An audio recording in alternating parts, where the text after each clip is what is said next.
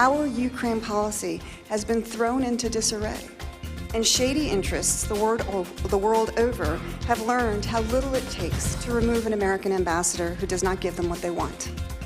Coming up tonight, an ousted U.S. ambassador fights back. The latest public impeachment hearings brings the Trump administration's relationship with Ukraine to the forefront. Good evening. Welcome to Politics Tonight. I'm WGN-TV political analyst Paul Lisnick. It's our nightly look at politics around our city, state, and nation. Another dramatic day in Washington as Marie Yovanovitch arrived at the Capitol to provide her testimony. The former U.S. ambassador to Ukraine took questions from lawmakers, but also took fire from President Trump. WGN's Tom Negovid has the highlights for us. Is it a feature of authoritarianism to allow corrupt interests to hijack foreign policy? Yeah.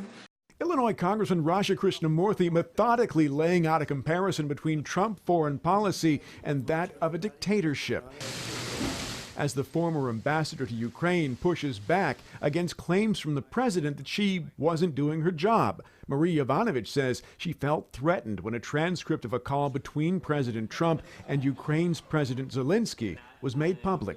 I was shocked and devastated that I would feature in a phone call between two heads of state in such a manner where President Trump said that I was bad news to another world leader and that I would be going through some things. As she was testifying, the president was tweeting. Everywhere Marie Yovanovitch went turned bad. Today's hearing comes on the heels of Wednesday's testimony from Bill Taylor, the top U.S. diplomat in Ukraine, and George Kent, who oversees U.S. policy there. The duo's testimony shedding more light on the president's involvement in the push to get Ukraine to investigate his political rivals. Ambassador Yovanovitch was serving our nation's interest in fighting corruption in Ukraine, but she was considered an obstacle to the furtherance of the president's personal and political agenda. Republicans remain critical of the entire process. It's unfortunate that today and for most of next week we will continue engaging in the Democrats' day-long TV spectacles. Thank you, Tom. Let's talk about all this. It's an important day in our history. Stephen Maynard Caliendo is the Dean of the College of Arts and Sciences at North Central College, and Bill Muck is the chair of North Central College's Political Science Department. They're both professors of political science. They're in our WGN studios tonight to talk about what we heard today. Let's see, you're his boss then, right? Well, on paper. Okay. It usually doesn't work like that in We'll practice. see how this goes. Well, first of all, it was a very long day of testimony from Ambassador Yovanovitch. Your take on it, Bill? It was really powerful and exciting to see this. I think we've seen 2 days of testimony right now.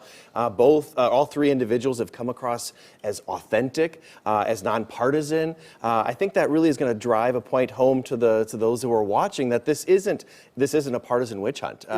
Stephen, it's interesting because, as Bill says, well, one could argue that the witnesses are trying to be nonpartisan. They have jobs to do. It's not what we see from the lawmakers asking them questions. They have jobs to do as well, and it's the political theater that's important here, and that's what the public hearings are really about. We're not learning that much from what we knew. I mean, we knew, they know what they knew from their testimony that was done in private, so this is really about getting public involved and having a public opinion on their side. And you are right. This is about talking to the public, so I guess my question, Bill, is, as we're going through this, and there's another week at least that we know of to go for this, is anybody changing their mind? I mean, I get the sense that if you're staying home and you're watching these things, that's one thing. But if you're coming home tonight and you're going to watch the highlights, you're going to watch the channel that you want to see to get the view you want of it, and what minds are being changed? I think there's a segment of the public that is set on the right and there's a segment on the left, and they're not likely to move. But there's a fair amount in the middle who are looking for information, and I think the monotonous nature of day after day after day of testimony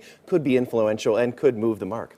Yeah, can I say, I think one of the things that we're learning, if you're paying any attention and you don't pay attention to government like we do, it's our job, is what the nonpartisan part of government is, the civil service part of, and President Trump ran on drain the swamp. Right? It's just a delicious morsel of rhetoric, drain the swamp, because it can mean different things to different people. I was going to say, we don't know what we don't it really know, means. but if this is your swamp monster, right? If ambassador the ambassador and the State Department officials are your swamp monsters, you've got a problem, right? And so the idea that they are lifelong civil servants But these are the people that President Trump wanted to get rid of. I think that's not good for the folks in the middle. But I agree with Bill. He's got his 32, 33% of folks who are going to be on the side of the Republicans on the committee and say, this is all a sham.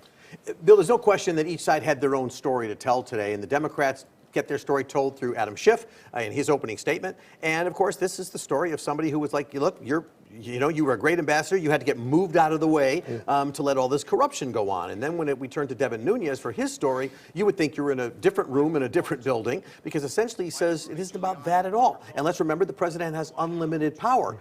Is it easier for Democrats to establish the story of corruption and have Republicans post holes in it, or Republicans have the same responsibility to actually create their own consistent, coherent story? Well, their defense is starting to develop, and it is attacking the process. It's talking about that this is second or third hand. The question is, after individual comes forward, and these more State Department officials and more ambassadors come forward, is the public going to buy that? It's going to be more difficult to sell. And then, with the president tweeting during the process, all of this is going to complicate it. I think over time, if the Democrats are smart, they stay on message, they let the individuals who are testifying do their job, and they stay back and try not to be overly partisan.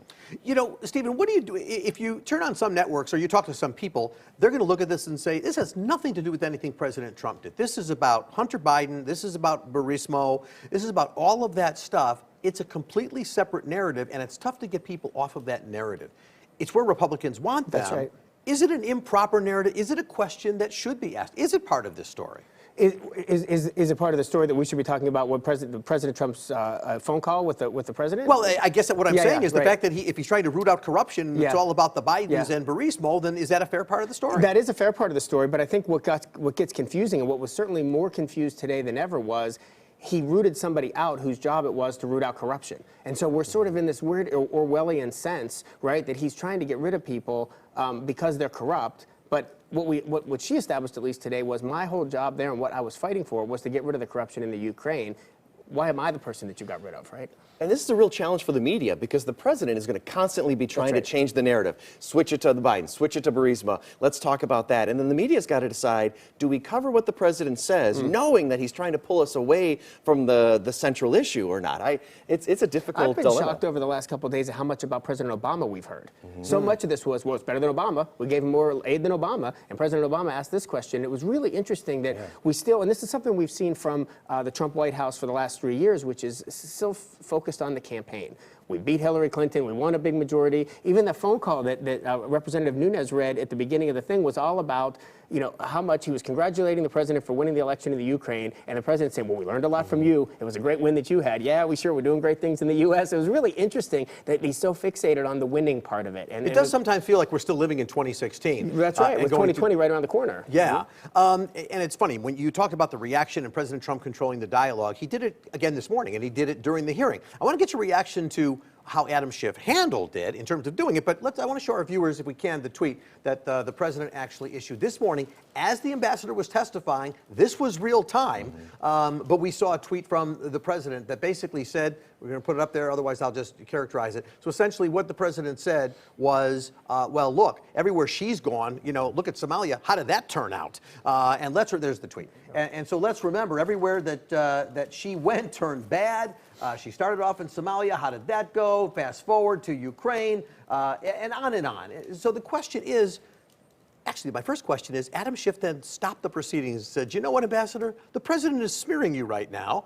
Let's take a moment and have you respond. Was that a smart move on his part, or should he have let it just fly under the radar and deal with it afterwards? I think Adam Schiff played this perfectly, and I think Donald Trump made a big mistake here. The narrative, so the testimony on Wednesday about quid pro quo, that was really devastating for the president. Today, the ambassador was going to be talking about things that happened before that, so this should have been more benign for the Republicans. But when he starts tweeting at her and attacking her, it feels like witness tampering, and that plays right into Adam Schiff's hands. He can bring that up. Now everybody's talking about that tonight, that during, when they removed him, he attacked her, and then he's attacking her in live, real time. It just feels like the president sometimes can't get out of his own way. So, Stephen, the problem is when Schiff reads it, now it's part of the proceedings. Had Schiff ignored it, then do we have that same argument that Bill is saying, which is, well, he's attacking her, but we didn't hear about it. Yeah, and I actually find it, I have to be honest, I find it somewhat problematic that the argument is that it's witness tampering. It was only witness tampering because Schiff brought it to her attention in the middle of her statement. That's what she had I mean. already given a sworn deposition. She wasn't reading tweets while she was, so it wasn't witness tampering. hampering